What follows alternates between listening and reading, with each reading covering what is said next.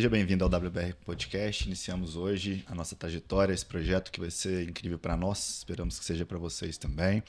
A promessa aqui fica de trazer muita gente boa, ou de serviço, pessoal que corre atrás, que confia no empreendedorismo, para trazer lições, para trazer aprendizado, para trazer rotinas, comportamentos, para trazer muita informação, muita inspiração para você que é empreendedor e que sente essa necessidade de se inspirar, de se encher de conhecimento aí para ter mais resultado no dia a dia. Primeiro episódio hoje, estamos muito felizes de iniciar esse trabalho. Estou aqui hoje com o Luciano, diretor executivo da WBR. Eu sou Miguel, diretor de marketing e vendas. Se apresenta, por favor, Luciano. Show de bola, pessoal. É um prazer estar aqui com vocês hoje. Uma honra receber o convidado que logo mais iremos apresentar para iniciar esse trabalho, né, de construção de conhecimento.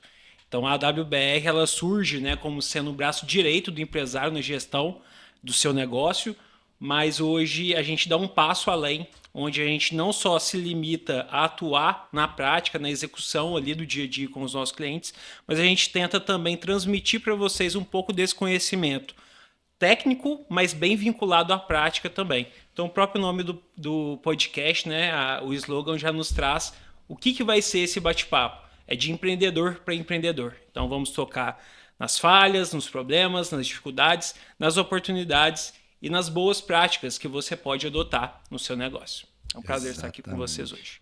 Muito prazer, muito prazer. Trouxemos hoje aqui o primeiro convidado, cara multiempreendedor, cara que tem fibra, que tem coragem, que corre atrás, que está com algumas novas iniciativas também, né? Tem se aventurado por outros campos. Seja muito bem-vindo, Rodolfo. Obrigado por aceitar o convite. Muito obrigado por estar aqui com a gente. Se apresenta aí para o pessoal, por gentileza. Eu que agradeço o convite e contem comigo para a gente pensar aí nessas boas pessoas para trazer aqui, que a gente consiga melhorar isso, tá?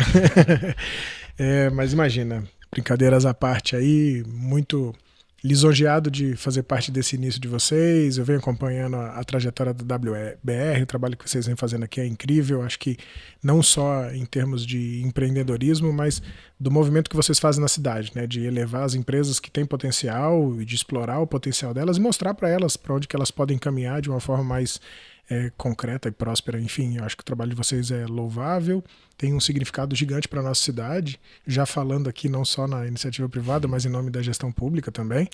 E é isso, vamos embora, vamos conversar, vamos falar um pouco sobre as temáticas que vocês levantam e espero que seja um excelente bate-papo, tenho certeza que vai ser.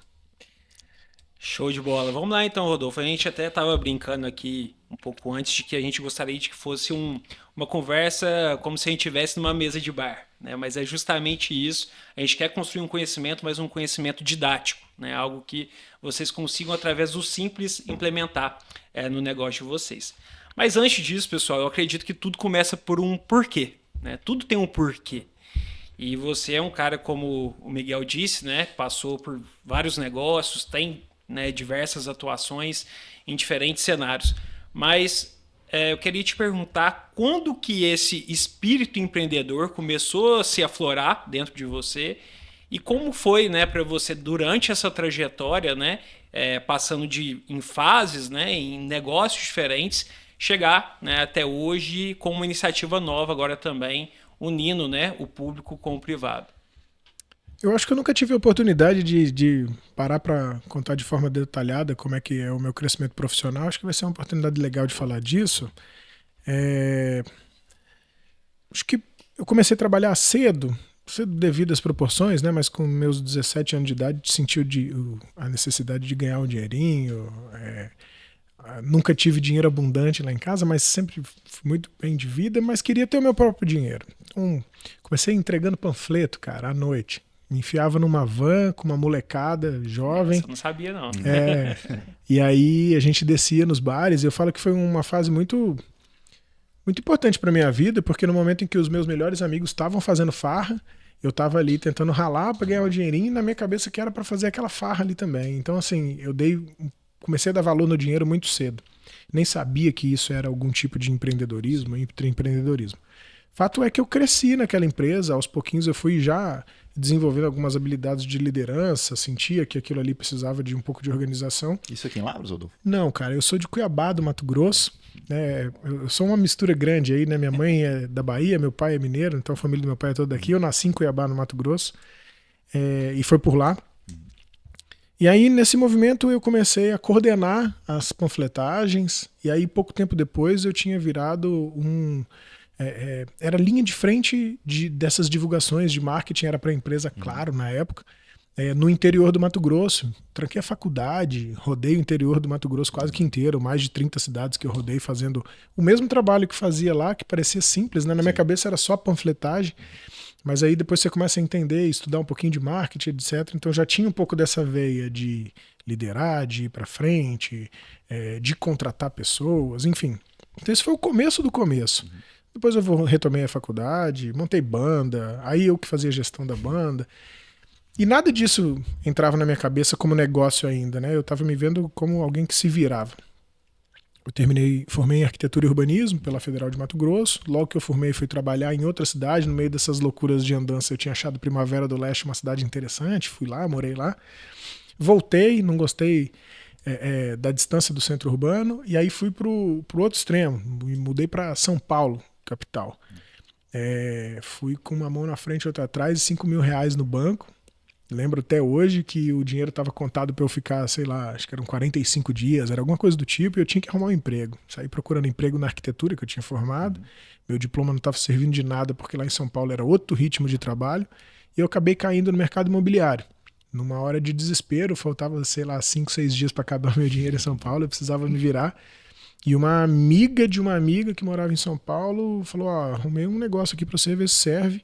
E inventaram um emprego porque o cara da imobiliária gostou de mim. Ele falou: pô, você se comunica bem e tal, eu tô precisando de alguém para me ajudar a arrumar empreendimentos pra gente vender aqui dentro. A gente faz muito remanescente, né? Eles chamavam lá imóveis que já tinham tido lançamento, que iam começar a vender para outro tipo de público. Sim. Eles chamavam de remanescente. Ele tinha um estoque de remanescente grande, mas não tinha lançamento.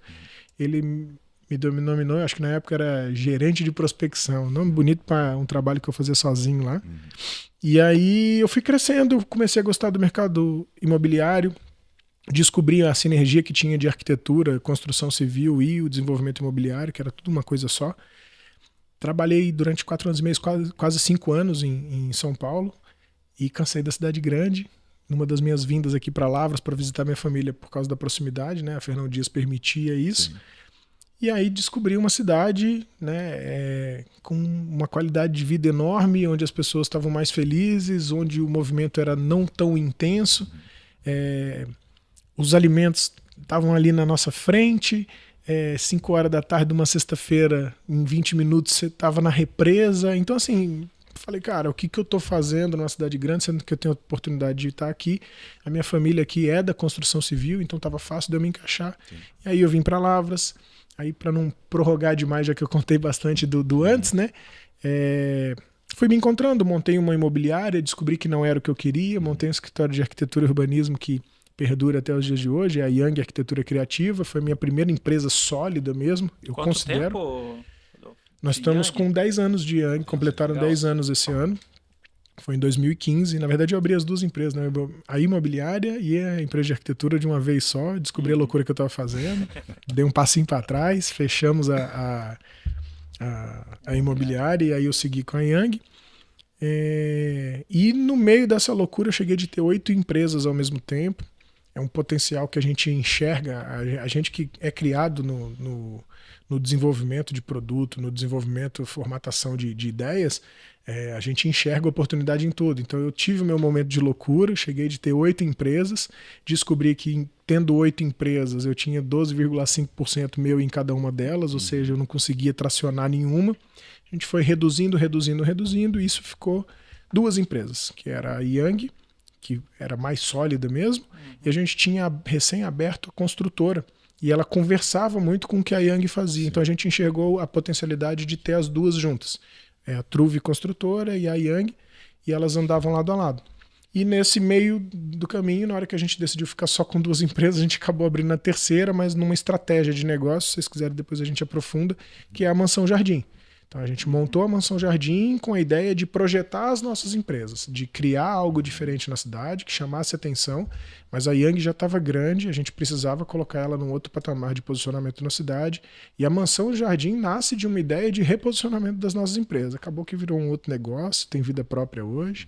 Então essa é a minha escalada profissional / empresarial, que eu acho que não é muito diferente da grande maioria dos empreendedores, né? A gente vai aprendendo as coisas no vamos que vamos, né? Descobre que a biologia, química, geografia, nada contra elas, mas não iam me contribuir em nada, que faltou muito de gestão financeira, faltou muito de gestão de pessoas, de processos, isso daí a gente não aprendeu, e aí depois ao longo do caminho a gente vai buscando um pouco mais de informação.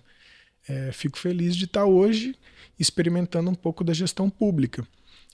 E a palavra é essa, é gestão pública, né, cara? É um caos organizado, né? É uma organização caótica, não sei como é que é o jeito melhor de dizer isso, mas é porque são muitas demandas ao mesmo tempo, com uma responsabilidade gigantesca de você não estar falando mais de você e de você estar falando de todo mundo. Então, é um outro modelo de gestão, são coisas que eu estou começando a estudar agora também, e é isso, não vai parar de estudar nunca, estou bem feliz, inclusive, com isso, porque eu gosto. Mas conta pra gente, cara, como é que veio essa chegada do setor público, como que se construiu isso? Claro que sendo ator, né, de empreendimentos igual você teve e teve com sucesso, com certeza despertou, né, o olhar de algumas pessoas ali do setor público, mas conta pra gente como é que teve essa conexão e principalmente, né, a gente do lado de cá normalmente tem uma visão de talvez não chegar lá dentro com medo do que pode acontecer. Conta como que foi essa experiência, como que foi isso para você e como é que tá sendo agora também. Tá, eu sou o cara do copo meio cheio, sabe, Miguel? Eu acho que isso é uma coisa que é bom falar. Eu adoro uma confusão. Eu falo que a palavra confusão ela pode ter significado para as outras pessoas, né, de ser algo ruim. Eu gosto. Geralmente, quando eu vejo uma confusão, eu me meto nela. E no meio dessas minhas andanças, no meio dessas 8 empresas que eu cheguei de ter, eu também dei aula numa universidade, né? Eu fui coordenador do curso de arquitetura do Unilavras. E lá eu fui coordenador do NIT, que era o Núcleo de Inovação Tecnológica e Empreendedorismo do Unilavras. E isso me abriu um outro caminho de raciocínio. Eu nunca tinha falado de inovação ainda, eu precisei estudar bastante, porque eu era o responsável pela parte de inovação do Unilavras. E aí eu me aproximei da UFLA, eu me aproximei de outras universidades, eu fiz algumas mentorias com o pessoal da Unipan em Patos de Minas, e eu entrei para o movimento da inovação de Lavras. Coincidiu com uma época em que estava sendo criado o ecossistema do Vale dos Ipês. Sim. Então isso me fez rodar por outras áreas. Muito tempo depois, né, quando eu já tinha desistido da parte da minha vocação docente, né,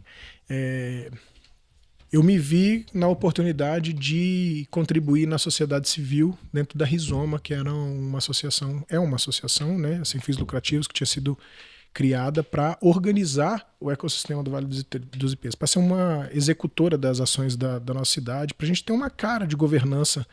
Era uma coisa que estava fazendo muita falta para o ecossistema. E aí eu fui presidente da Rizoma, isso foi no ano passado.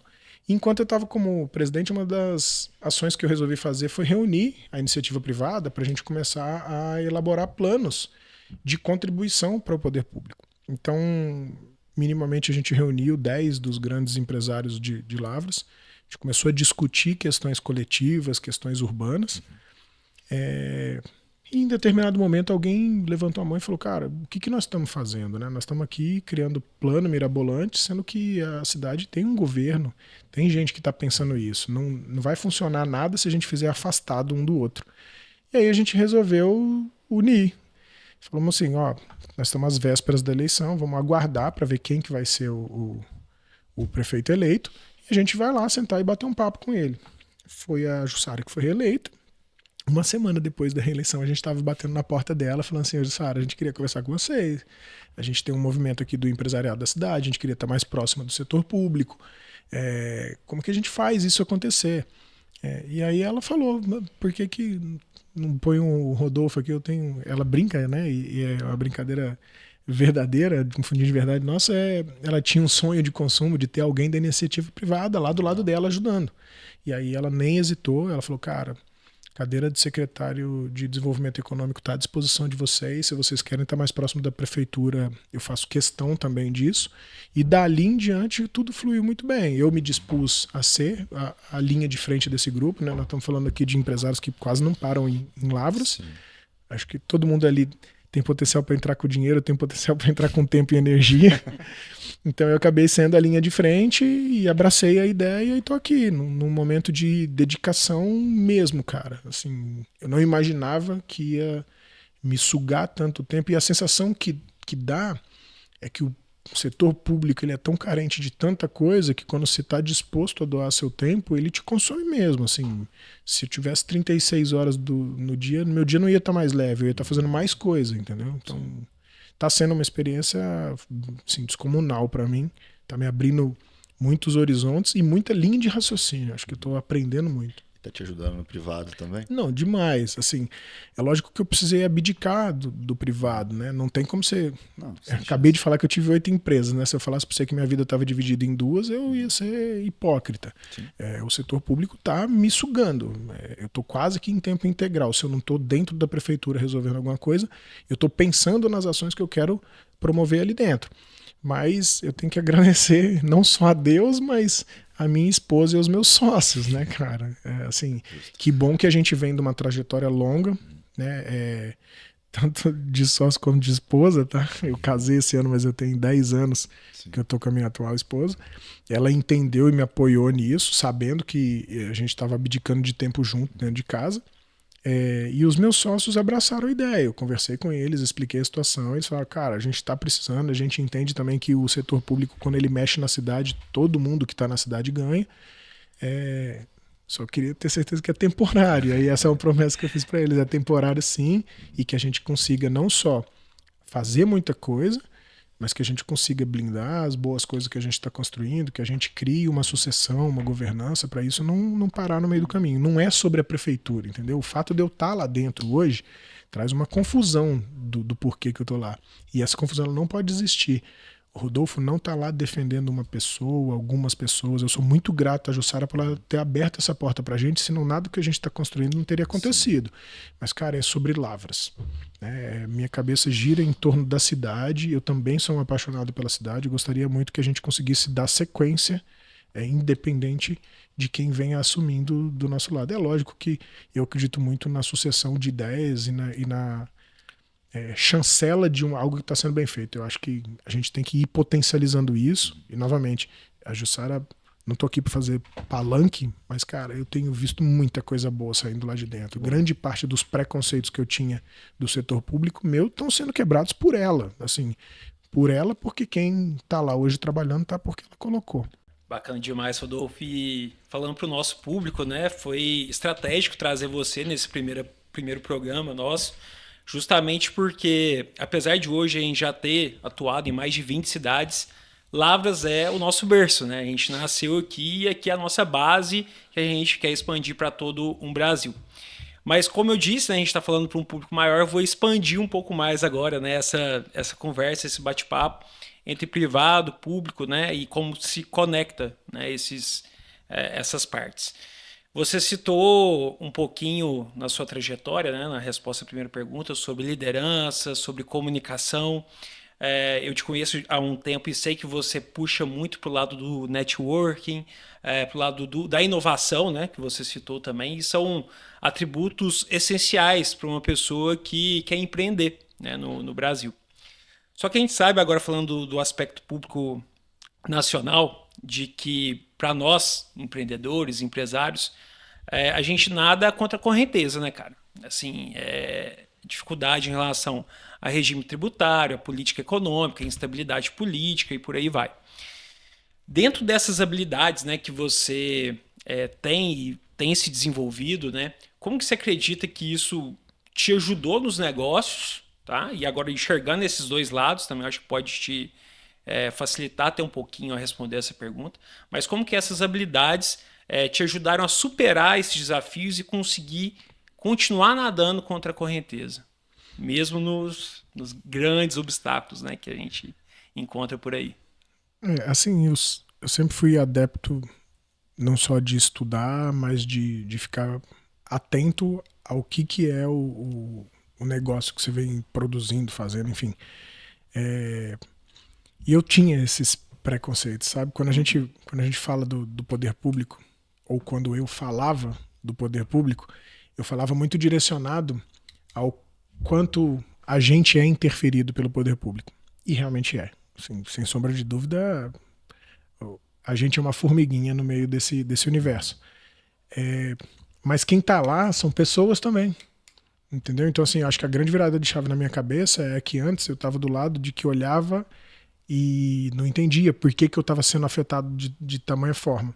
E hoje eu enxergo muita coisa que está na minha mão de poder ajudar a afetar as pessoas. Então, quanto mais gente melhor a gente tiver no setor público, melhor vai ser a vida de todo mundo, não só a nossa.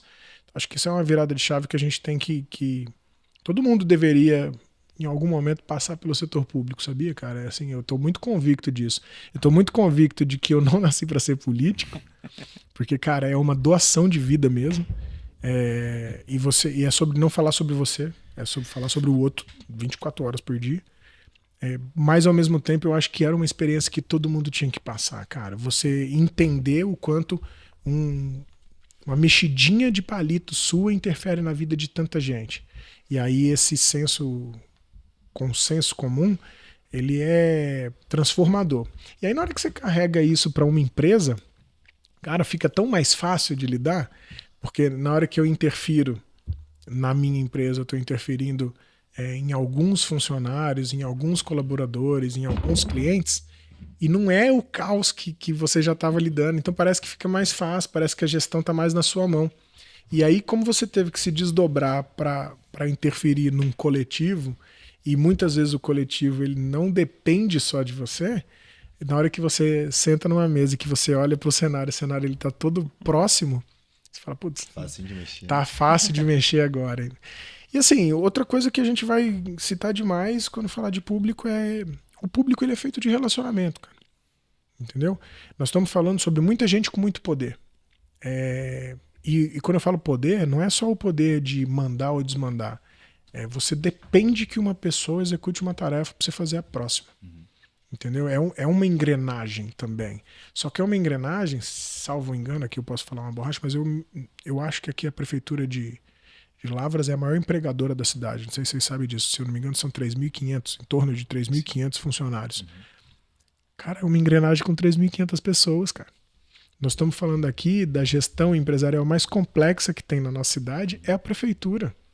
Então, não adianta eu achar que eu vou desburocratizar minha secretaria e que as coisas vão andar, porque ela vai tramitar em 4 secretarias antes de ir para a mão do contribuinte. Entendeu? Então, o que eu vou ter que fazer? Eu vou ter que ter uma puta de uma gestão de relacionamento. Eu vou ter que convencer os secretários que envolvem as minhas pastas a estarem alinhados com as minhas ideias, ou convencê-los, né? Ou pelo menos pedir para eles colaborarem comigo. E isso tudo é o nosso dia a dia. Eu tenho uma frase que eu vou guardar pro resto da vida, que eu vou repetir em todo lugar que eu andar, que é, no final é tudo sobre pessoa, cara. Entendeu? Então, assim, o relacionamento é a base de tudo, a gestão de pessoa é a base de uma empresa. Os processos, eles são importantíssimos. Mas se você não tiver as pessoas jogando no seu time, não tem processo que vai perdurar. Até porque tudo exatamente são pessoas, né? Seus clientes são pessoas, né? Seus funcionários são pessoas, seus fornecedores são pessoas, né? O público que vai votar em você no ente político são pessoas, né? O corpo público são feitos de pessoas. A gente tá falando aí de inteligência artificial o tempo todo dia, cara. E eu falo, é excelente que esse tema tá agilizando as coisas, os processos. É sobre evolução, não é sobre inteligência artificial. Mas é uma ferramenta. Sim. E no final é sobre pessoa, porque no dia que não fizer sentido, a pessoa puxa a tomada. Ela vai lá no data center e queima, e taca fogo, enfim. Acho que assim, nós estamos vivendo mais uma revolução, né? É a revolução da inteligência artificial, mas é uma revolução humana, sempre é humana, cara. É o humano olhando para a evolução e falando até que ponto eu empurro isso daqui, ele vai continuar me fazendo bem, até que ponto eu tenho que ir para a próxima revolução. É isso aí.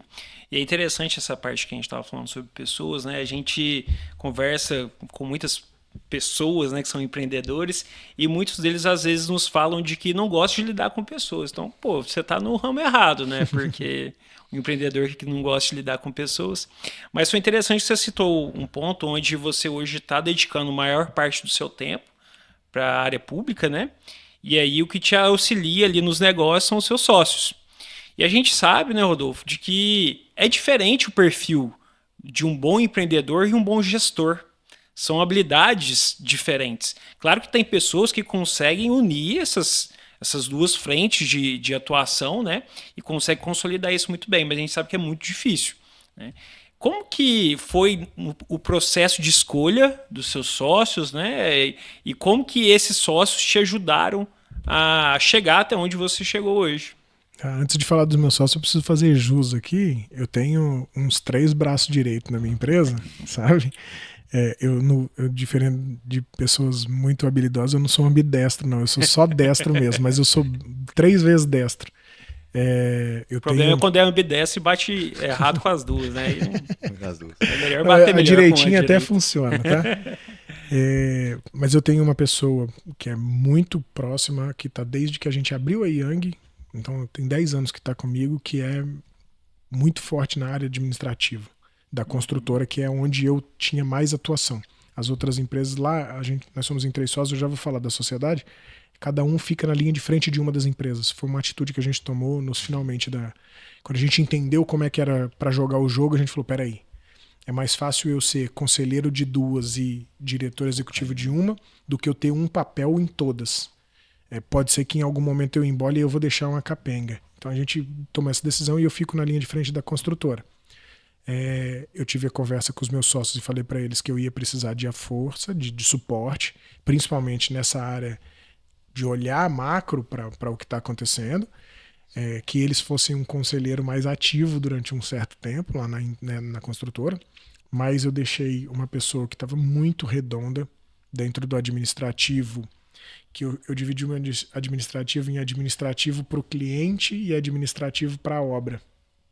E aí da obra eu tenho um engenheiro que também trabalhou muito tempo comigo, saiu, voou seu próprio voo, voltou e estava recém-contratado na minha empresa, mas que é uma pessoa que eu confio bastante. E fora isso eu tenho um encarregado que linha de frente de canteiro de obra mim, que é um cara que está bastante tempo na minha empresa. Então esse combo dessas 3 pessoas não só me deu uma tranquilidade, como deu segurança para os meus sócios falar assim, cara, não vou entrar para fazer o que o Rodolfo fazia. Tem gente aqui fazendo o que ele fazia e eu ainda tenho o Rodolfo de retaguarda. Então não foi tão complicado quanto parece. Está sendo um caos agora, mas na época não foi tão complicado. Os meus sócios, cara, que é uma coisa de louco. Aí vai contrariar tudo que vocês pregam. Eu vim de São Paulo para cá, eu montei um escritório de arquitetura junto com uma imobiliária e chamei uma amiga minha de São Paulo para vir para cá. Na inauguração da imobiliária, eu conheci um outro arquiteto casado com uma economista que estavam abrindo um escritório de arquitetura também. Cara, as nossas histórias muito parecidas, a gente concordava com muita coisa e as habilidades eram extremamente complementares, né? Eu sempre fui linha de frente comercial, então a gente tinha alguns grandes projetos fechados, eu não ia dar conta de entregar tudo, eu vendi sem ter. E aí por isso que eu trouxe uma amiga de São Paulo, eu estava procurando mais gente para trabalhar conosco. E eu conheci ele que tinha montado um escritório com 8 pessoas. Ele abriu com 8 pessoas e ele não tinha projeto ainda para fazer, procurando projetinho pequeno. E aí eu olhei para ele e falei, cara, peraí, se a gente casa dessa forma, eu não preciso ficar mais preocupado com o projeto, eu começo a alimentar vocês, eu fico no setor comercial. A minha amiga é uma pessoa muito detalhista, então ela vai para a área de detalhamento executivo, ele gostava da área de criação e a esposa dele, economista, cuidava da área administrativa e financeira. Então casou. A gente montou esse quarteto e a gente foi sócio durante quase 6 anos, 5 ou 6 anos. Aí a sócia que eu tinha convidado de São Paulo mudou a ideia de vida dela, hoje mora no Canadá, tá fora. E a gente continua nós 3, assim, a sinergia foi total. A gente não só virou amigo fora, mas a gente é muito amigo. Eu falo isso, que tem gente que confunde, fala assim, além de sócio a gente é amigo. A gente é amigo, mas não só fora da empresa, a gente é amigo dentro da empresa. Eu acho que isso é muito crucial, que é nos momentos de maior tensão, por mais que a gente esteja estressado, a gente tem a tranquilidade de olhar um para a cara do outro e falar assim, enquanto não resolver, a gente não sai daqui hoje. Sabe, assim, não interessa se vai virar à noite, se nós vamos ficar uma semana inteira trancafiado, mas enquanto a gente não resolver e a gente não sair daqui abraçado, não acaba. Então foi um puta de um acaso que eu conheci, e é muito louco que as nossas histórias são muito parecidas mesmo. Quanto mais a gente se conhecia, mais coisa em comum a gente ia achando. Deu certo, é isso. Muito bom. Antes de passar para você, Miguel, só destacar 2 pontos que são muito interessantes para vocês que estão nos ouvindo nessa história do Rodolfo. Primeiro é em relação à comunicação com os sócios, né? Então, a gente tem muitas empresas, né, principalmente as empresas tradicionais, familiares, que é o nosso foco de atuação, né? Nosso objetivo é transformar essas pequenas e médias empresas em excelentes negócios, mas existe muito essa falha de comunicação entre sócios, entre sócio e liderança, entre liderança e colaboradores. Mas eu gostei muito de quando você tocou nesse ponto de ter essa transparência, essa relação mais próxima de combinados. Então, se foi combinado, se foi apalavrado, né, você consegue distanciar um pouco mais e aí entra um outro sócio para te suportar, que em um outro momento também pode ser que isso aconteça, né? Então, destaque muito positivo para isso. E a outra questão é o desenvolvimento de lideranças da parte operacional, né? Hoje em dia tem muito aquele mantra de que o empresário ele tem que sair do operacional, ir para o estratégico e tudo mais. E no final a gente sabe que se você se distancia tanto da operação, você acaba perdendo o fio da meada ali do negócio. Então é importante, sim, em certos momentos, você ter essa proximidade da operação. Mas é tão importante quanto você desenvolver novas lideranças que te suportem nesse momento. É fácil? Não é? Acho que quando a gente começou a WBR, o maior desafio era a área financeira. Hoje em dia é pessoas, né? Todo mundo chega para a gente com dificuldade, não só na contratação, mas no treinamento, né, na capacitação. E eu vejo que vocês fazem isso muito bem, né? Do treinamento, da capacitação e do desenvolvimento de novas lideranças. Faz então, bem, mas a gente é humano também. Sim, sim. Desde que eu entrei no setor público, pode ter certeza que umas 3, 4 vezes eu já tive que voltar e gastar uma semaninha lá dentro porque estava embolando. É um pouco do que você falou. Eu hoje não preciso voltar para o operacional chão de fábrica, mas eu preciso dar suporte para as lideranças. Então a gente está tentando ver se a gente cria rotina de semanalmente fazer um sprint, fazer um follow-up da semana, traçar o que a gente fez de certo, o que a gente fez de errado, o que dá para melhorar, trato de cliente, porque era uma coisa que eu fazia muito, e é diferente você ser dono mesmo do negócio. Acho que você fala com uma propriedade que o funcionário, por mais que ele seja de muito tempo de casa, ele não tem essa intimidade de fazer. Eu tenho uma pessoa hoje que consegue tratar os nossos clientes com o mesmo tom que eu trato. Então isso dá um conforto para os nossos clientes de saber que continua tendo uma relação próxima com a empresa. Mas tem hora que tem a necessidade do dono estar ali, não adianta. O cara que é empreiteiro meu, que está lá na linha de frente do canteiro, vai ter hora que o cara está com tanta carga nas costas dele que ele acha que ele não tem mais a ajuda que ele tinha antes. Eu preciso encostar do lado dele e falar, calma, vambora. Deixa eu absorver um pouquinho aqui agora. Vou gastar uns 2, 3 dias reorganizando sua cabeça, liberando umas frentes para ti e dali a gente segue diante de novo. Então vai acontecer.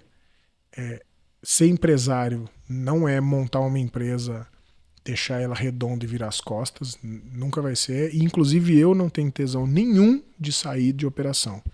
Eu falo que eu sou o empresário mão na massa e se é isso que vai me impedir de ficar gigantesco, eu não quero ficar gigantesco.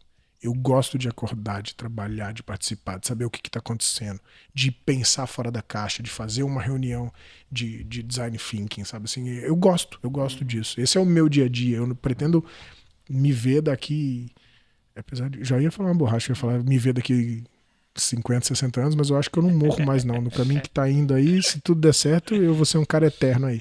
Então, eternamente vou estar ali, lidando e achando bom o que eu estou fazendo, cara. Eu gosto de trabalhar. E esse tato, essa construção, esse desenvolvimento do time desde lá de trás? Porque para chegar nesse patamar de confiar nesse trio de liderança igual você confia, passou muito perrengue, passou por muita coisa e teve com certeza uma construção estratégica ali de vocês, de selecionar bem a pessoa, de ter cuidado para reter, mesmo que em um caso o cara foi e voltou. Mas assim, tem muita gente com dificuldade em retenção, em captação, em desenvolvimento desse time. Esse time interno que é o fundamental. Se você não tem um time, infelizmente, está meio longe de ter uma empresa também. que é fundamental nessa área, o que você zela bastante nessa área que faz com que você tenha os resultados. Que hoje, por exemplo, te possibilitou galgar um passo na carreira que vai ser fundamental para o restante da sua vida. É muito louco isso que você falou, que você me botou para pensar aqui, cara. A gente sempre foi, e eu não posso falar sempre mais, porque eu não sei se a gente ainda é, mas a gente nasceu uma empresa muito preocupada com as pessoas, sabia, cara? Eu não sei se isso foi um trauma de quando a gente trabalhou para os outros, mas como eu venho de um... Eu trabalhei em São Paulo, onde as coisas são muito corriqueiras e ninguém tá ligando para quem tá do seu lado, cada um tá fazendo o seu, e se cada um fizer o seu, as coisas acabam dando certo.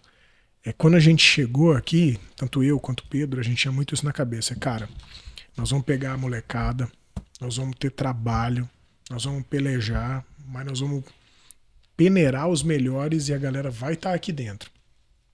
Então a gente sempre fez formação de gente, a gente sempre trabalhou isso.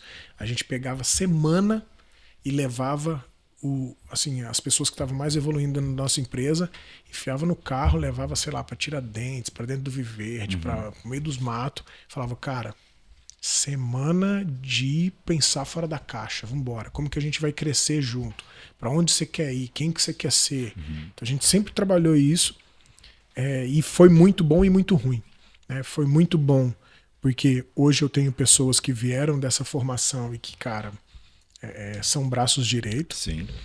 Mas, assim, ao mesmo tempo, a gente gastou muito tempo com isso. E a gente perdeu muita gente. E perdeu muita gente não só por falta de habilidade de retenção. Eu acho que as pessoas... Tem um percentual ali que existe também que vai acontecer. Com certeza. Mas é porque, cara, eu acho que a gente formou tanta pessoa boa que a gente ficou pequeno para essas pessoas, entendeu? Então a gente deu tanto gás na formação de pessoa e a gente ensinou eles a pensar alto, a sonhar alto, a querer mais, a não ficar acomodado, a estudar, a olhar para frente, que chegava uma hora que esse cara olhava e falou, puta, vocês estão me segurando, entendeu? Eu quero continuar crescendo. Né? Sim. Então a gente poderia ter pensado mais na empresa, para a empresa acompanhar a linha de raciocínio. Ou tem um tempo ótimo, né, de não correr tanto com essa formação para a empresa conseguir acompanhar a formação. Não sei, aí eu não sei te dizer mesmo. Certo. Mas hoje a gente colheu os louros de ter excelentes pessoas do nosso lado que a gente confia demais, mas ao mesmo tempo teve muita gente que saiu, e aí eu confesso para você que apesar de ser uma dor quando a gente perde, eu sou muito feliz de ver quem que essas pessoas são, sabe? Eu olho para os lados assim, eu vejo muita gente que está crescendo, que se encontrou em outra área, que está crescendo como arquiteto aqui dentro da nossa... Cara, que bom que deu certo, que bom que a gente foi importante na trajetória dele. Sim. A especialidade sempre foi formar.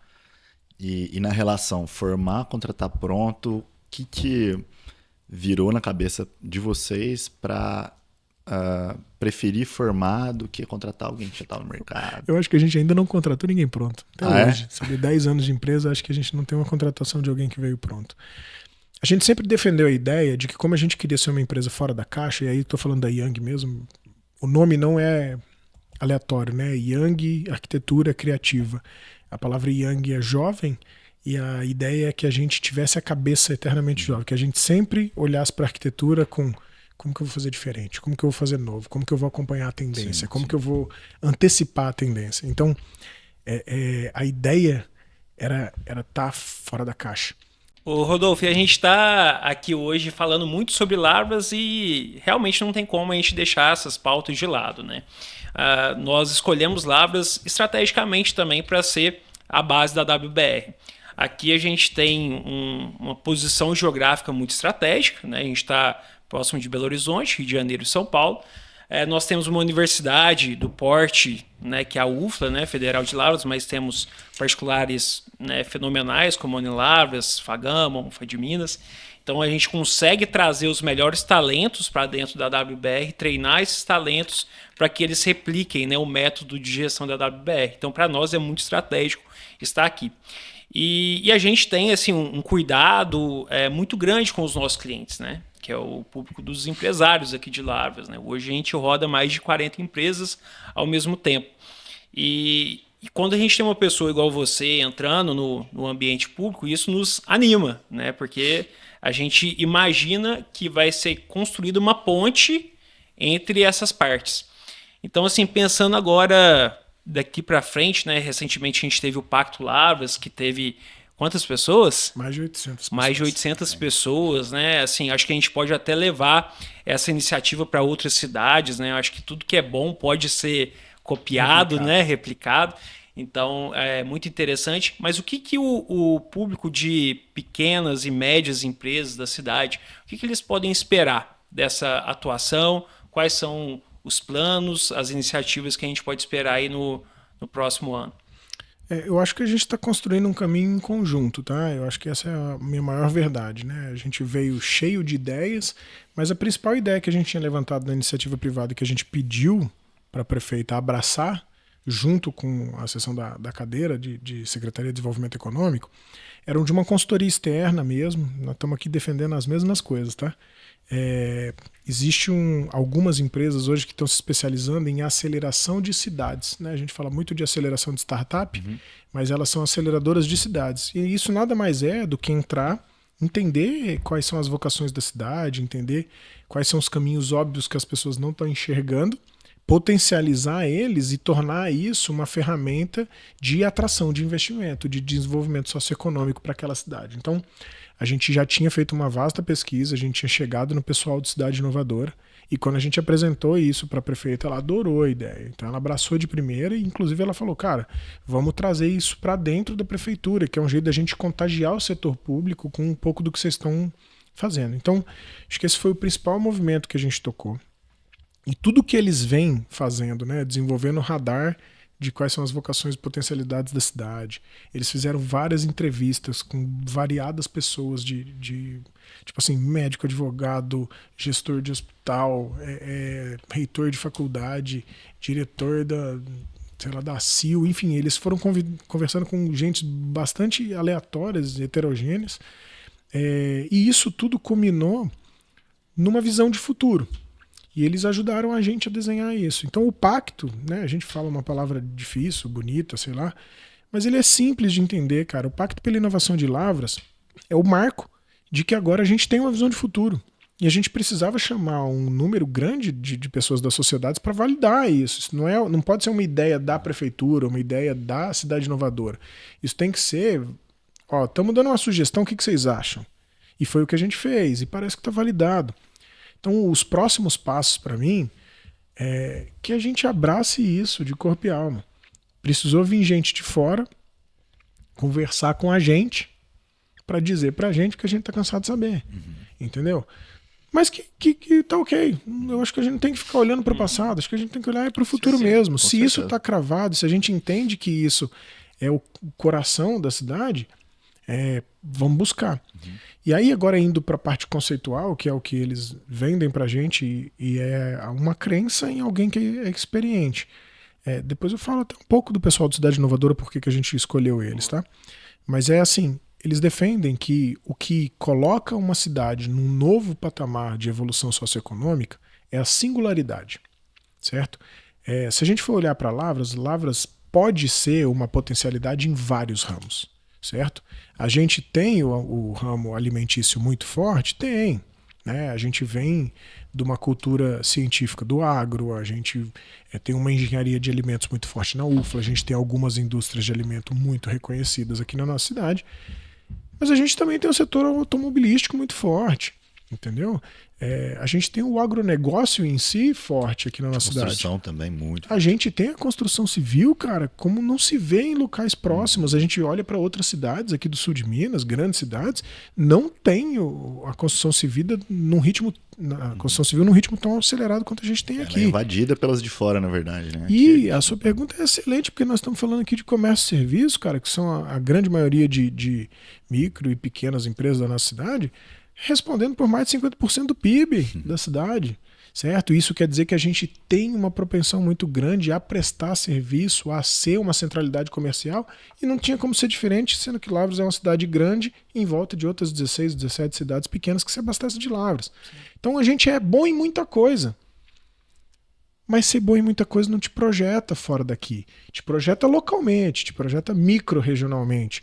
E a gente está pensando alto. Acho que o objetivo de uma consultoria não é só te organizar, é te colocar para pensar mais longe, e te dar ferramentas para crescer estruturado. E é isso que eles vêm fazendo. Então eles mostraram pra gente, ó, tem um nicho aqui que vocês são muito bons e que ninguém abraçou ainda. Então é em cima disso que veio a visão de futuro da gente se denominar a capital brasileira do alimento do futuro. E isso é um nome muito bonito para dizer que a gente já pensa e já está preocupado com a alimentação. Eu fui num evento uns dias atrás e o Júnior, do Jeito Caseiro, falou uma frase fenomenal. Para mim, me marcou e eu vou guardar ela durante muito tempo e pode ser que ela seja o nosso slogan daqui a pouco, sabe? A comida do passado é a comida do futuro. Quando a gente fala de alimento do futuro, ainda existe uma confusão de vocês vão criar uma fábrica de comida em pílula, sei lá. Não! Nós estamos nos dispondo a discutir o futuro da alimentação, a discutir como que a gente vai comer melhor, como que a nossa saúde vai melhorar via alimentos, sendo que a gente sabe que alimento, exercício físico e dormir bem são as principais questões que levam longevidade. E a prefeita quer uma cidade feliz. E aí o que seria uma cidade feliz sem ter longevidade? Então, na hora que a gente costura isso tudo, nós hoje temos um poderio grande de indústrias alimentícias que já estão pensando o futuro da alimentação. A gente tem uma potência chamada UFLA, que pensa o futuro da alimentação em diversos setores, não só nos produtivos, mas nos fabris mesmo, e em termos de pesquisa científica, a gente tem gente renomada internacionalmente e, quiçá, algumas referências internacionais de setores específicos. Por que a gente não toma proveito disso, já que ninguém abraçou essa ideia e a gente tem um potencial gigantesco? E aí, na hora que a cidade for projetada, né, quando nacional e internacionalmente conhecerem Lavras como um local onde se pensa diferente e está sendo discutida a alimentação, todos os outros setores crescem em volta. A gente fala muito do nosso IP aqui, eu vou usar ele como uma reflexão. A gente fala muito do IP por causa da resiliência, né? E dizem que Lavras é a cidade dos IPs das escolas pelo potencial de educação, dos IPs por ser algo resiliente, ser uma cidade que resistiu a muita coisa, né? O IP é isso. Pode ter a seca que for, bateu a época dele de florescer, tá lá. Ele tá lá bonitão. E eu levo o IP para mim como algo que quando ele floresce, não é ele que fica bonito, é a paisagem que fica bonita. Então eu acho que é isso que a gente tem que fazer com o alimento do futuro. Vamos nos apropriar de algo que a gente é muito bom e pouquíssimas pessoas são boas, e quando isso aflorar, tudo que tiver em volta vai crescer junto, entendeu? Que a gente sirva de inspiração para muita coisa. E eu tenho certeza que é o que acontece. A gente atrai uma indústria de alimento que quer estar próxima da UFLA, ela gera emprego, ela movimenta o comércio. Se ela movimentar o comércio, compra-se mais na cidade e outros setores vão sendo abastecidos. E a economia é isso. Se a gente falar de economia circular querendo inovar, é loucura. A economia circular é isso, ela é o que ela é. Que a gente tem que impulsionar o que vai tracionar ela cada vez mais. Não adianta o cara da economia, da empresa pequena, micro, crescer se esse dinheiro não ficar aqui. Então, nós vamos falar de alimento do futuro. Como que a gente vai abastecer a nossa cidade para o dinheiro da alimentação ficar mais aqui dentro? Aí eu consigo aumentar o quanto o produtor rural ganha, o quanto o cara da vendinha de hortifruti ganha, e esse cara, na hora que o dinheiro entra para ele usa serviço médico na nossa cidade, ele vai botar o filho dele para estudar numa faculdade local, entendeu? Como que a gente faz essa comunidade abraçar a ideia de que o local é legal, de que o nosso local é melhor do que os outros locais? Aí a gente cresce. Perfeito. Essa visão de 2040 já está bem consolidada, entendemos. E aí, no próximo passo de um plano estratégico seria ramificar essa visão. Projetos, sim. O que tem sido feito para essa mão de obra tão qualificada que a gente tem aqui em Lavras deixe de ser passageira, né? Para que ela possa ficar aqui e trazer mais desenvolvimento para a nossa cidade? O que de fato que a gente pode esperar aí, que vocês estão conversando com certeza lá dentro da prefeitura, que a gente pode esperar para os próximos anos para que a gente possa se aproximar dessa visão, né? Que 25, 26, 27, 28 a gente possa chegar cada vez mais perto. Já ir enxergando isso, né? O próximo passo, né, consolidada a visão de futuro, a gente sabendo para onde a gente vai, agora a gente entra num período de cocriação de projetos. Então, todo mundo da cidade que tiver alguma ideia, algum projeto, desde que ele tenha liderança, recurso. E aí recurso a gente fala, pode ser capital intelectual, pode ser financeiro, enfim, mas ele tem que ter recurso disponível e ele consiga ser execuível num prazo de 6 meses. Qualquer pessoa pode inscrever um projeto dentre os projetos estruturantes que a gente quer para a nossa cidade. Esses projetos vão ser compilados e apresentados para a mesa do pacto, que são todas as instituições que abraçaram a ideia do pacto naquele dia, que estão assinando o termo de que querem contribuir. E essas empresas, essas instituições, elas vão votar nas 12 principais ideias que vão ser os projetos que nós vamos executar. Então, assim, eu gosto dessa consultoria, que ela é uma consultoria muito mão na massa. Então, no começo do ano que vem, a gente começa 2026 com 12 projetos escolhidos já. Então, a gente tem uma missão de até dezembro fechar isso. Levantar projetos, eleger os 12 prioritários e começar a execução de janeiro até junho. E aí a gente já vai vendo, aí vocês entendem melhor que eu, PDCAzão, né? Nós vamos estar olhando ali o que deu certo e finaliza, o que não deu, se pivota e faz de novo ou se abandona porque não tem futuro. Então, isso vai acontecer. E a gente tem alguns macro desafios e sem sombra de dúvidas um deles é retenção e manutenção dos nossos talentos, porque eu acho que produção a gente tem excessivo.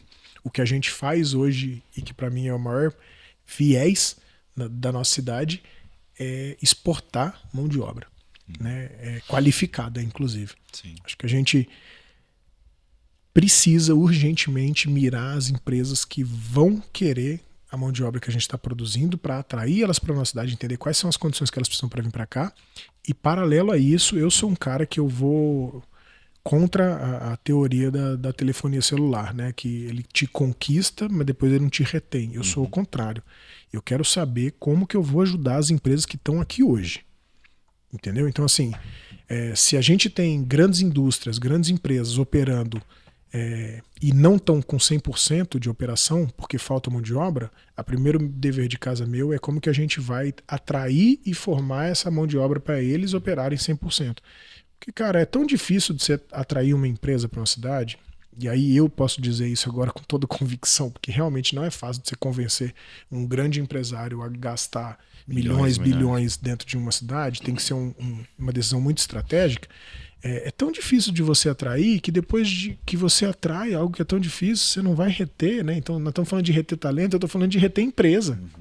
Agora, ao mesmo tempo, eu não posso ter aqui só empresa que exige um tipo de mão de obra. Aí eu vou precisar diversificar. Então, se as empresas daqui entenderem que essa mão de obra qualificada que hoje a gente perde muito não é do interesse dela, eu vou ter que atrair uma outra empresa que olhe para essa mão de obra para a gente criar ambiente para essas pessoas ficarem. E aí eu falo que em termos de criar ambiente, aí não sei se é porque eu sou arquiteto urbanista também, mas eu acho que uma resposta grande que já a gente vai dar para a cidade também é essa reestruturação urbana. Entendeu? Eu acho que você formou, você é uma mão de obra qualificada e tem noção disso. Hoje não tem mais falta de informação, né? A gente sabe quem a gente é. E você arrumou um emprego decente, ok. Mas não é só isso, cara. As pessoas estão olhando para o lado, sabe? Ela tá vendo o que Lavras está oferecendo para ela no dia a dia. Sim. Na hora que ela vai procurar uma opção de lazer, na hora que ela vai procurar uma opção de esporte, quando ela convive em comunidade. Então essas coisas são muito latentes. Se a gente fortalecer só o ramo profissional, a gente vai acabar virando uma cidade que de segunda a sexta-feira está aquecida, de sábado e domingo não tem ninguém. Exato. Então eu acho que a gente precisa entender como transformar a cidade nos dois sentidos. Um ambiente melhor, que paga melhor esse tipo de mão de obra qualificada, que tem interesse nela, mas que ao mesmo tempo cria sensações urbanas melhores. Ou até que possa trazer essa pessoa que está sendo formada aqui para poder empreender, como a gente fez, por exemplo, e ficar na cidade, ajudar a cidade de alguma maneira. Tem que trabalhar empreendedorismo e intraempreendedorismo, para mim, da mesma forma. Sim. Isso tem que ser uma opção da pessoa, é perfil, né, cara? Conheço tantos intraempreendedores que ganham muito mais que os empresários que estão há 20 anos batalhando aí. Então, assim, a opção de ser empresário, empregador ou de ser um funcionário, cara, é de cada um. E tem espaço para todo mundo, senão as empresas também não crescem, né? Se a gente ficar falando que todo mundo tem que ser empreendedor do seu próprio negócio, ninguém tem mão de obra. Com certeza. E eu acho que as empresas precisam abrir o olho e parar de reclamar só que falta mão de obra e olhar, fazer a meia-culpa, né? O que eu poderia estar fazendo melhor para reter também. Show de bola. Bom, acho que estamos chegando no final já do bate-papo, mas queria primeiramente parabenizar, né, pelo curto trabalho que já se iniciou, mas o longo que vem pela frente também desejar muita sorte. Amém. A WBR, né, We Build Results, nós construímos resultados, então a gente espera que muitos resultados sejam construídos.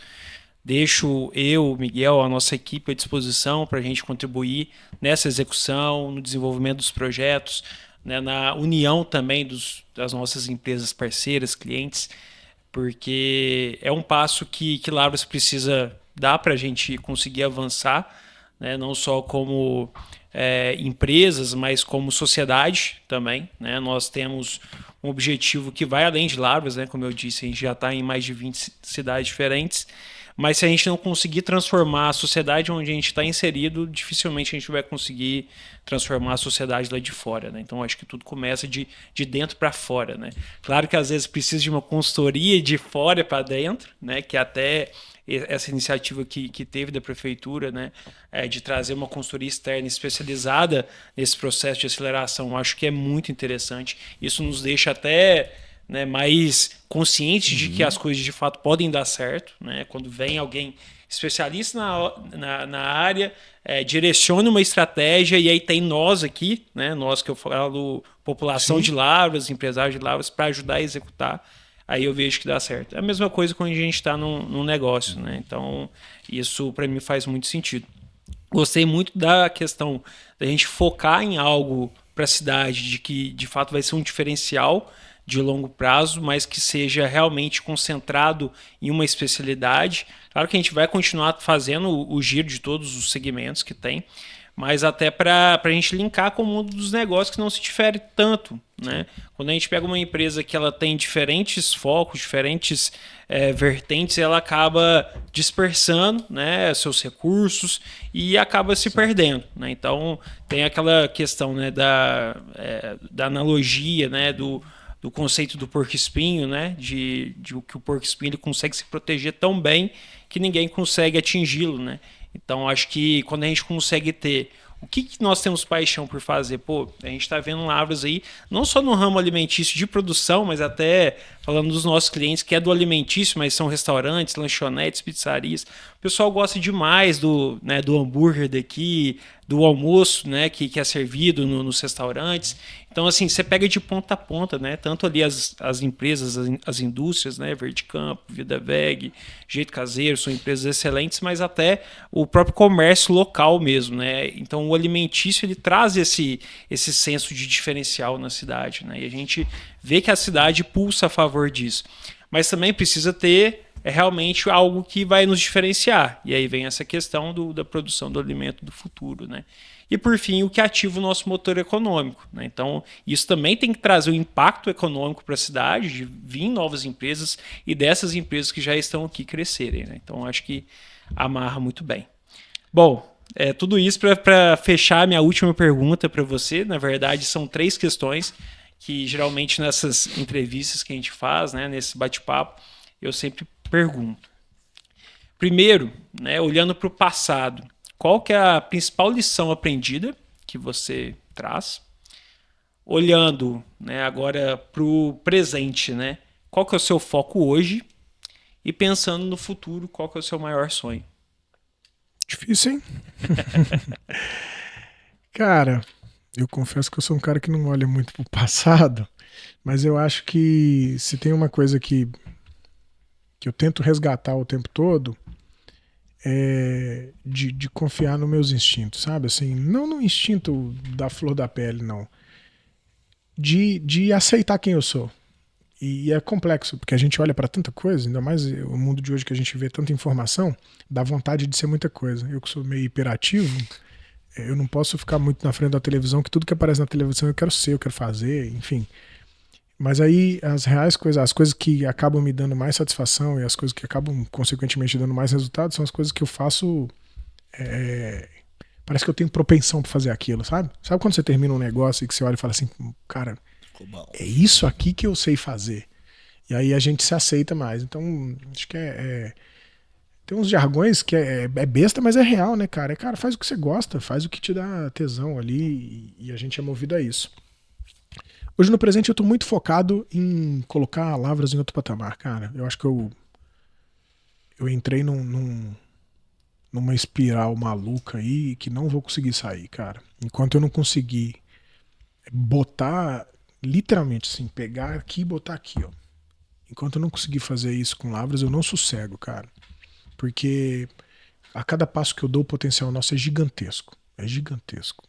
A gente olha para os lados, e hoje, não sei se vocês estão sabendo, mas está rolando um movimento muito forte do sul de Minas. A gente tem estudado junto com o pessoal do Cidade Inovadora que as grandes regiões de inovação do mundo, elas não são cidades, certo? Então, tipo assim, o Vale do Silício não é uma cidade.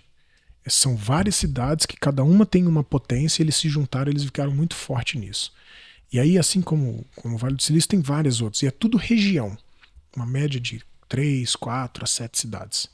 E aí a gente olhou para o sul de Minas, cara, e a gente tem Lavras, Varginha, Santa Rita do Sapucaí, Itajubá, Pouso Alegre e Poços de Calda, que são as 6 cidades polo do sul de Minas, com potencialidades complementares e distintas. A gente não pisa no calo um do outro. Cara, isso não é sorte, entendeu? Isso é algo, é uma energia muito maior que não estava sendo explorada. E a gente está fazendo um movimento muito forte para reunir essas cidades. Muito provavelmente esse pacto que a gente assinou na semana passada aqui, nós vamos assinar dia 13 de novembro em Poços de Calda. A primeira reunião foi a gente que promoveu aqui em Lavras. Ela já teve uma outra em Pouso Alegre, agora nós estamos indo para Poços de Calda. Está rodando mesmo. E eu vejo isso numa potencialidade gigantesca.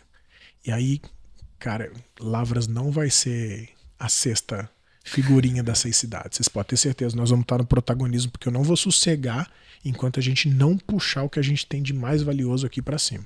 Então acho que o meu presente hoje está 100% focado em transformar a cidade de Lavras, tá? E o futuro, cara, a Deus pertence mesmo. Eu sou um doido, eu não consigo falar do meu futuro, eu consigo falar do futuro de um monte de gente. Eu vou para onde eu tiver que ir, eu vou para onde minha vida mandar. Eu sou o cara que pensa agora. Assim, minha cabeça foi treinada para pensar no futuro dos outros. E o meu eu tô me deixando levar porque eu não quero ser bloqueado por alguma frustração ou por uma expectativa. Eu quero mesmo viver o hoje e ver as coisas acontecendo. Essa é a minha máxima, mas eu gostaria de deixar o meu futuro daqui a pouco. Assim, daqui a pouco eu vou pensar nele, até porque eu vou ser exigido pelas pessoas que estão me aceitando do jeito que eu sou, para não falar que é a minha esposa. Perfeito, Rodolfo. Cara, inspirador a nossa fase, tantos projetos acontecendo. Conta com a gente realmente para fazer acontecer. Obrigado pela presença, muito obrigado mesmo por ter valorizado, né, esse primeiro encontro nosso aqui. Estamos sempre disponíveis quando quiser voltar. Pode ter certeza que a gente ainda tem muito que conversar para frente. E valeu. Boa sorte. Posso aproveitar para mandar uma mensagem? Claro, no final? O que eu estou fazendo aqui no setor público hoje não é para ser aplaudido, cara. Eu gostaria muito que as pessoas olhassem para mim não como, nossa, olha o que o Rodolfo está fazendo. Pelo amor de Deus, cara, eu estou querendo exato o oposto. Eu estou pedindo ajuda. Eu estou tentando mostrar, estou tentando puxar a frente e dizer que dá. Entendeu? Vamos parar de reclamar um pouquinho. Vamos fazer mais um pouco. A gente vive um universo muito solitário dentro da nossa casa e a gente não percebe isso. E quando eu falo dentro da nossa casa, não é literalmente na vida pessoal, não. Na nossa empresa. Eu estou lá construindo o império da minha empresa e a gente esquece que o coletivo manda mais na nossa vida do que a nossa própria empresa. Você pode ganhar o dinheiro que for dentro da sua empresa. Depois você vai gastar onde? Não é dentro dela, entendeu? Então, se você estiver transformando solitariamente a sua empresa, a sua casa, a sua família, isso é a sua obrigação. Se você quer ver a vida da sua família melhor, a vida da sua empresa melhor, a vida da sua mãe, dos seus... trabalhar na cidade, cara. É onde essas pessoas vão viver, onde essas pessoas vão morar.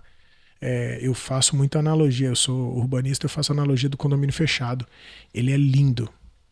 Ele é uma bolha maravilhosa no mundo da fantasia que a gente se coloca, entendeu? Porque ele é uma falsa segurança. Na verdade, ele é uma segurança. No mundo que a gente vive hoje, é um quesito de segurança. Mas ele só é seguro porque a cidade não desmoronou. No dia que a cidade desmoronar e que a desigualdade social for muito grande, o primeiro alvo da cidade é o condomínio fechado. Então, assim, quando a gente pensa só na gente, a gente cresce. Tá? Quando a gente pensa na cidade, todo mundo cresce. Então, assim, todo mundo tem que dedicar um pouquinho do tempo na cidade. Quando eu convocar vocês, e vocês na WBR, vocês, todo mundo que está acompanhando a gente, quando eu convocar vocês, vão, cara. Doa aqueles minutinhos, aquelas horas ali, porque no meio dessas 24/7/30/365, cara, não custa nada você pegar um dia e entregar para a cidade, sabe? Não custa você pegar um dia seu e vou participar de uma discussão em prol da minha vida, porque a minha vida também é coletiva. Então acho que isso é uma mensagem que eu queria mandar para todo lavrense. Todo o esforço que eu estou fazendo aqui, ele é 100% dependente do quanto vocês vão reagir ao que a gente está propondo. Espero que vocês abracem a nossa ideia, espero que vocês entrem no movimento, e se o movimento não tiver bom, grita, avisa a gente, porque o único reflexo que a gente pode ter de melhoria é a resposta dos lavrenses, da nossa sociedade. Então, assim, Luciano, Miguel, queria muito agradecer vocês terem me dado essa oportunidade de vir aqui falar um pouquinho sobre a minha vida, sobre a minha história. Vocês são pessoas inspiradoras. É mais uma empresa que a gente tem que cacarejar, tem que mostrar para o mundo. É lavrense, está fazendo um puta de um trabalho, está resolvendo a vida de muita gente. E que vocês acompanhem a gente na linha de frente, sabe? Vambora, vamos junto. Eu tenho certeza que na hora que Lavras crescer, vocês vão ser projetados ainda mais. Com certeza. Show de bola. E aproveito para estender o convite do Rodolfo para vocês que estão nos ouvindo também. Quem se interessar em ajudar, né, Rodolfo? Acho que toda ajuda é bem-vinda.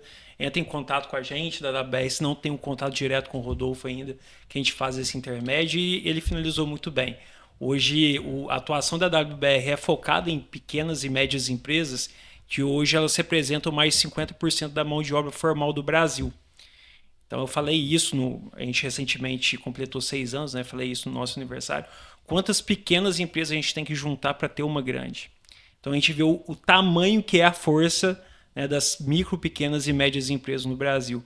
E são vocês, né? Somos nós que vamos transformar essa sociedade. Sem sombra de Não dúvida. vai ser o prefeito, o vereador, não vai ser o governador, o senador, o deputado. Somos nós que transformamos. Então vamos comprar a ideia daqui de Lavras para a gente expandir isso para o Brasil inteiro, se Deus quiser. Perfeito. Valeu, gente. Muito obrigado.